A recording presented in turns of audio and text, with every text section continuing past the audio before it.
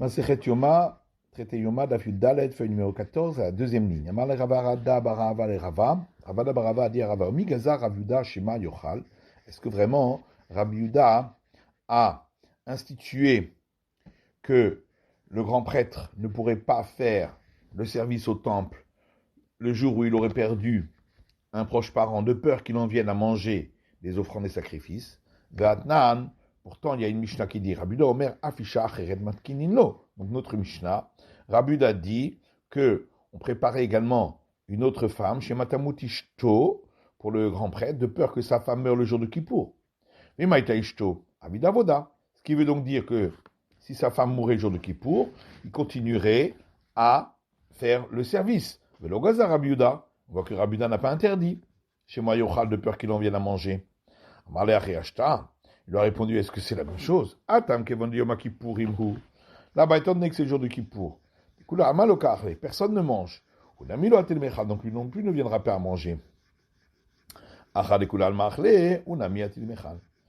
que ici où c'est d'autres jours où tout le monde mange, lui aussi pourrait en venir à manger. C'est pourquoi Rabbi Yuda interdit qu'il fasse le service. Ensuite, la Gemara pose la question sur celui qui a posé la question. Il dit, de toute façon, dans le cas où il a perdu sa femme le jour de Kippour, est-ce que vraiment il a le titre de Onen, de celui qui a perdu un proche parent, qui ne peut pas manger les sacrifices, va Migarsha. Voilà qu'on avait déjà dit que auparavant, il lui a donné un acte de divorce. Et elle est donc divorcée avant de mourir. Alors c'est vrai que le titre de Onen, d'avoir perdu un être cher, ne s'appliquera pas à lui, mais cependant il est quand même triste. Or, les offrandes, sacrifices doivent être mangés dans la joie. Matitin, Misha suivant. Kol Shivat Yamim, vous aurez qu'être Adam. Pendant tous les 7 jours, le grand prêtre, pour se préparer au service de Kippour, c'est lui qui lance le sang du sacrifice quotidien, donc sur l'autel, ou Maktir et Taketoret, et qui fait consumer les encens, ou Metiv et Tanerot, et qui arrange les lampes du candélabre en enlevant les mèches et la cendre qui s'y trouve. On m'acrive et ta roche, ou ta régel, et il apporte sur l'autel la tête et le pied du sacrifice quotidien. Au Shakolayomim, tous les autres jours, Imratzalakrim m'acrive. S'il veut faire lui les offrandes et les sacrifices, il a le droit. Chez Kohen Gadol m'acrive Chelek Berosh, parce que le grand prêtre, il a la préséance pour pouvoir offrir les offrandes et sacrifices quand il veut, Venotel Chelek Berosh, et pour pouvoir prendre les parts à manger de ces offrandes et sacrifices en premier. Mantana, qui est l'auteur de notre Mishnah. Amar Afrizda de l'Ok Rabbi Akiva. Afrizda dit, c'est pas Rabbi Akiva. Des Rabbi Akiva. Car, si c'était Rabbi Akiva, Amarta Oshenafla Alavazahat Tema'ato. Lui, il a dit qu'un homme pur qui a reçu l'aspersion des eaux lustrales devient impur. Alors, comment le grand prêtre peut faire le service pendant les 7 jours qui précèdent Kippour, puisque, comme on l'a vu, on a aspergé sur lui les eaux lustrales pendant tous ces 7 jours, chaque jour. Les Tania, comme c'est marqué dans une braïta, Visa tahor al atame, c'est marqué concernant les eaux lustrales, il aspergera celui qui est pur sur celui qui est impur. Al atame tahor, de là on apprend que celui qui est impur devient pur. Al tahor tamé, mais si il a aspergé sur un homme pur, il devient impur. Divrei Rabbi Akiva, ça c'est Rabbi Akiva. Vachachamim omrim, les sages disent en advarim al amourim et la bedvarim amekablim tuma. Les paroles de ce verset n'ont été dites que pour signifier qu'une aspersion est considérée comme telle que si elle est faite sur quelque chose qui reçoit l'impureté. Mahi, qu'est-ce que ça veut dire? Comme on l'a vu dans une Mishnah, s'il avait l'intention d'asperger des eaux lustrales sur un animal vivant. Or, les animaux ne reçoivent pas d'impureté.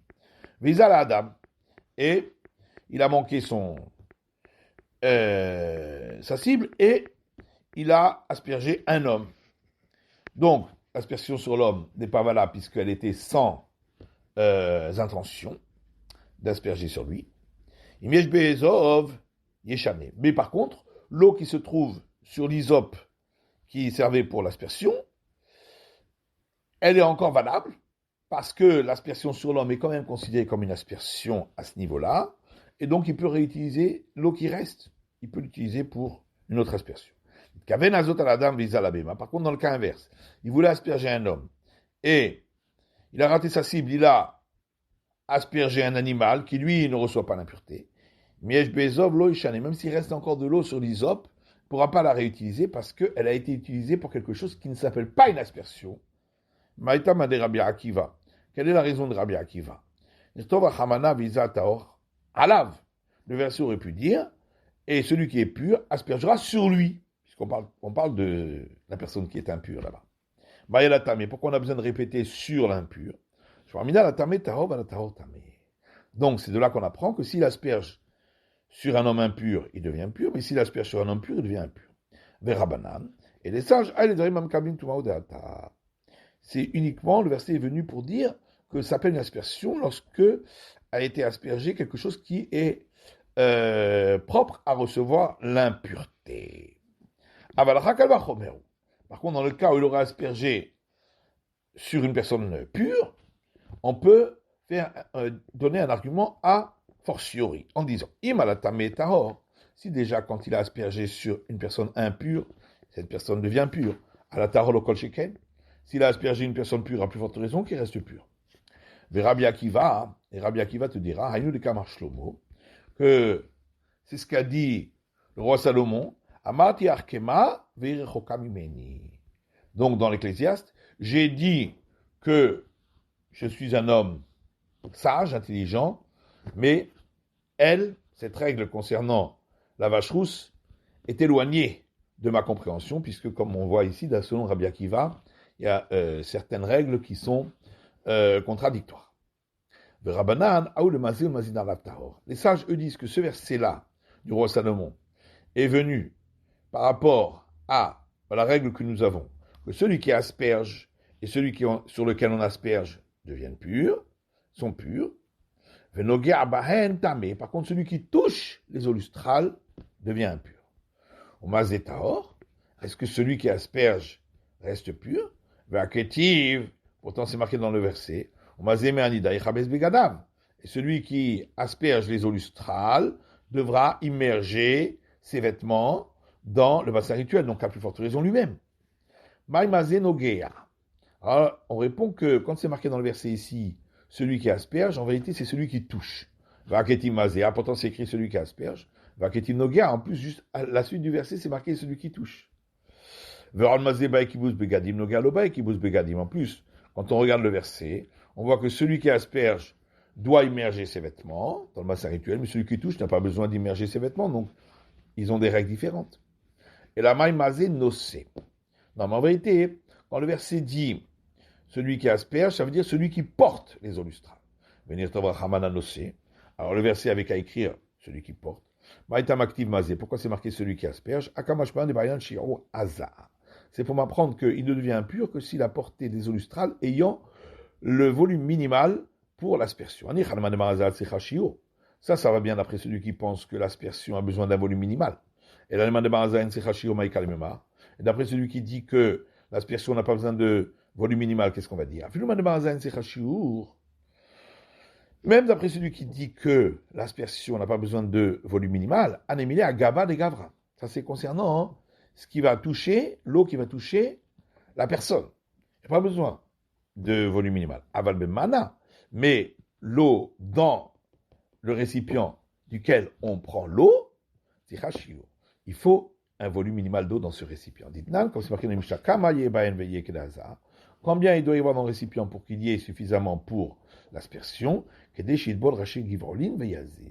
suffisamment d'eau pour pouvoir tremper dedans le bout des pousses d'hysope et asperger. Il dit qu'on peut très bien dire que l'auteur de notre Mishnah, c'est Rabbi Akiva. Et on peut dire que le grand prêtre fait le service toute la journée, pendant ces 7 jours, ou les pagnas, quand on arrive vers le soir, Madou Ale, on asperge sur lui les eaux lustrales, Vetavil, puis il va se tremper dans le bassin rituel, selon Rabbi Akiva, vers Avid et Rev Shemesh. Et quand la nuit tombe, il est pur. Donc la Mishnah dit que tous les autres jours, pendant tous ces 7 jours-là, c'est à lui de faire brûler les encens et d'arranger les lampes du candélabre. Donc on apprend d'ici que d'abord on faisait fumer les encens et ensuite on arrangeait les lampes. Alors on objecte à partir d'un enseignement dans le traité Tamid qui dit Donc la Mishnah là-bas parle de celui qui a reçu donc au tirage au sort le service d'enlever les cendres de l'autel intérieur. Puis, on parle de celui qui a reçu au tirage au sort de s'occuper du candélabre. Puis de celui qui a reçu au tirage au sort de faire fumer les encens. Donc on voit bien que arranger les lampes passe avant faire fumer les encens. Amar Ravuna, Mantana Tamid, Rabbi Shimon dit Shamitzparu. Ravuna répond que celui qui a enseigné le traité Tamid, c'est un maître qui s'appelait Rabbi Shimon, homme de Mitzpah. Mais c'est pas l'auteur de la Mishnah chez nous, et donc effectivement, il y a une discussion entre les deux. Vaifra Shaminanle. Et pourtant, on a vu l'inverse. Puisqu'il y a une Mishnah qui dit, toujours dans ce traité Tamid, donc, le prêtre qui devait jeter le sang du sacrifice quotidien sur l'autel, allait au coin nord-est de l'autel, l'autel Mizracha Safona, mettait le sang sur le coin de telle façon qu'il se trouvait sur la face est et sur la face nord du sang. Il s'en trouvait sur la face est et sur la face nord. Maravid de Romit, puis il allait au coin opposé, sud-ouest, donc tel Marava d'Aroma, et il jetait du sang de telle manière, donc sur le coin, de telle manière qu'il y en ait sur la face ouest et sur la face sud. Mais Tanirala, il y a une braïta qui donne l'enseignement suivant sur cette Mishnah. Rabbi Shimon Isha Mitzpah, Rabbi Shimon, homme de Mitzpah, Meshane Betamid, avait une règle différente concernant le sacrifice quotidien. Mizrachit Sefonit, donc il allait au coin nord-est, dont tel Mizrachat Safona, mettait le sang sur le coin de telle manière qu'il y en avait sur la face est et sur la face nord. Maharavid Dormit, puis il allait au coin sud-ouest, dont tel Maharava, Vachaka, noten Daroma. Et il mettait le sang en deux temps. D'abord sur le côté sud, et ensuite sur le côté ouest, et ensuite sur le côté sud. Donc on voit bien que Rabbi Shimon, homme de Mitzpah, n'est pas l'auteur du traité Tamid. Amar Yochanan, Mantana Seder Yoma, Rabbi Shimon, Ish Halafda, Aisha Mitzpah. Alors, Rabbi Yochanan dit que non, c'est l'auteur de notre traité à nous, qui parle de l'ordre du service du Kippour, qui est Rabbi Shimon, homme de Mitzpah. Verami Seder Yoma, Seder Yoma. Et la Gemara oppose deux enseignements dans notre traité qui parle du service du Kippour. Ditnan, puisqu'il y a une Mishnah plus loin qui dit Payas Hasheni, comment se faisait le deuxième tirage au sort pour les prêtres? Eh bien, à quoi il servait? Mishorel, pour savoir qui va faire l'abattage rituel. Mizorek, qui va lancer le sang. Mimedachel, Mizbeachapenimi, qui va enlever les cendres de l'autel intérieur. Mimedachel Tamenora, qui va enlever les cendres des lampes du candélabre. Mimarle Varim la Kevesh, qui va faire monter les membres de l'Holocauste du sacrifice quotidien sur la rampe de l'autel. Payas Hashishi. Et le troisième tirage au sort, Hadashim la Ketoret Bo'u ve'afisu. On disait, ceux qui sont nouveaux, qui n'ont jamais fait brûler les encens, qu'ils viennent pour le tirage au sort. Donc on voit bien que les encens, c'est après avoir arrangé les lampes. Amarabaye Lokash. Abaye dit, il n'y a pas de contradiction avec notre Mishnah, qui dit l'inverse. Kan batava shnerot, kan batava tramesh nerot. La Mishnah, plus loin, parle d'arranger les deux dernières lampes, qui se faisaient après avoir consumé les encens, fait fumer les encens, alors que notre Mishnah nous parle des 5 premières lampes, Et là, on les a rangés avant de faire brûler les encens. Le même rat de Bictoren Mafsikleou. Alors ça voudrait dire que on sépare, on interrompt entre les 5 premières lampes et les 2 dernières avec les encens. Pourtant, Abaye a donné l'ordre du service du matin au nom de la tradition des maîtres du Talmud. Et dans cet ordre, il disait que l'interruption entre les 5 premières et les 2 dernières lampes, c'est avec le sang du sacrifice quotidien du matin qui était aspergé sur l'autel entre ces 5 lampes et les 2 dernières. Amelo Kashia. Alors on répond, c'est pas une question. Haïl Abba Shaoul. Ce qu'Abaye a rapporté, c'est d'après l'avis d'Abba Shaoul. Hale Rabanan. Et nous avons rapporté selon l'avis des sages. Titania, puisqu'il y a une braïta qui dit, Lo yetiv et anerot vachakach yaktir. Il ne doit pas d'abord arranger les 2 dernières lampes et ensuite faire brûler les encens. Et la yaktir vachakach yaktir. D'abord, il fait brûler les encens et ensuite, il arrange les 2 dernières lampes. Abba Shaoul Omer metiv vachakach maktir. Alors qu'Abba Shaoul lui dit, d'abord, il arrange les 2 dernières lampes et ensuite, il fait brûler les encens. Maïtama de Abba Shaoul.